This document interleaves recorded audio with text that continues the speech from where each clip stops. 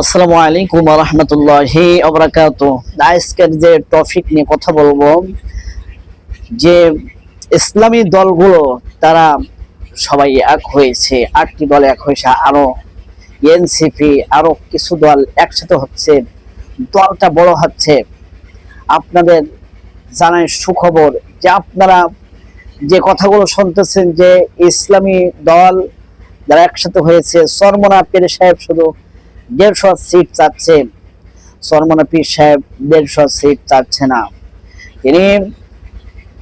তিনারা একটা জোট করেছে যে যেখানে বেশি, যে দলের মানুষকে বেশি শ্রদ্ধা করে, যে দলের মানুষকে বেশি চেনে, যে শক্তিশালী, যে প্রার্থী যেখানে শক্তিশালী বেশি, সেই প্রার্থীকে সেইখানে দেওয়া হবে। জামাতের হোক, এনসিপির হোক, চরমোনার হোক, মাহমুদুল হকের হোক, যে সমস্ত দলের শক্তিশালী যে যেখানে, সেইখানে তাকে দেওয়া হবে। যে আসনে যেখানে শক্তিশালী যে দলের, তাকে সেইখানে সেই দলের মানুষকে দেওয়া হবে। এই কথা হচ্ছে, এইভাবে চলতেছে সমস্ত বাংলাদেশের সব জায়গায়। ঘুরে ঘুরে দেখতেছে কোন জনগণ কোন মানুষটাকে বেশি ভালোবাসে, জামাত ইসলামের মানুষকে বেশি ভালোবাসে, নাকি চরমোনা পীর সাহেবের ইসলাম আন্দোলনকে বেশি ভালোবাসে, না না হেফাজতে ইসলামকে বেশি ভালোবাসে। দেখে দেখে এই সমস্ত দেখে দেখে তাদেরকে প্রার্থী ঘোষণা করা হচ্ছে। আপনারা শুনে খুশি হবেন যে সমস্ত ভাইরা এই সমস্ত ছড়াচ্ছেন যে জোট ভেঙে যাচ্ছে, জোট শেষ হয়ে যাচ্ছে, চরমোনা পীর সাহেব শুধু আসন চেয়েছেন 150টি।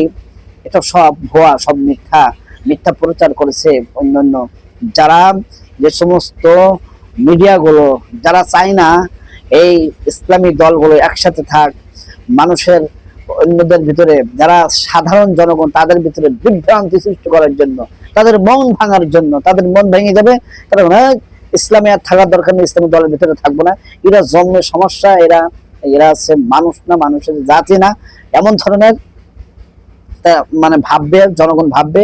এই জন্য এক শ্রেণীর মিডিয়া তারা প্রকাশ করতেছে যে জামাতের জোট ভেঙে গিয়েছে, চরমোনার 150 সিট চাচ্ছে, এই সমস্ত নিয়ে আলোচনা করতেছেন, করে জনগণের মত পথ সব ভেঙে গেছে। যে এখন যা ওদের দল করবো না, ইসলামী দল করবো না, এরা সব থেকে মুনাফিক বেশি, এরা সব থেকে খারাপ বেশি, আমরা ওই হয় আওয়ামী লীগ করবো না বিএনপি করবো, আমরা ইসলামের দরকার নেই, এমন ধরনের কথা মানুষ বলে বিভ্রান্ত হয়ে যাচ্ছে। মানুষ একটা একটা দলের ভিতরে চলে যাচ্ছে। এই জন্য আমি আপনাদেরকে আশা জাগাতে চাই, ইনশাল্লাহ ইসলামী দল একসাথে হয়েছে, 8টি দল, তারপরে এনসিপি হয়েছে, আরো কিছু দল বৃহৎ হচ্ছে, হওয়ার চেষ্টা করতেছে।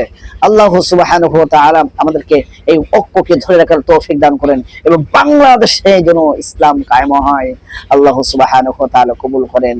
এই প্রার্থনা করি, সকলে প্রার্থনা করবেন আল্লাহ রাব্বুল আলামিন যেন এই দেশকে, বাংলাদেশকে ইসলামী রাষ্ট্র হিসেবে কবুল করেন। সকলে বলে আমিন। আসসালামু আলাইকুম ওয়া রাহমাতুল্লাহ।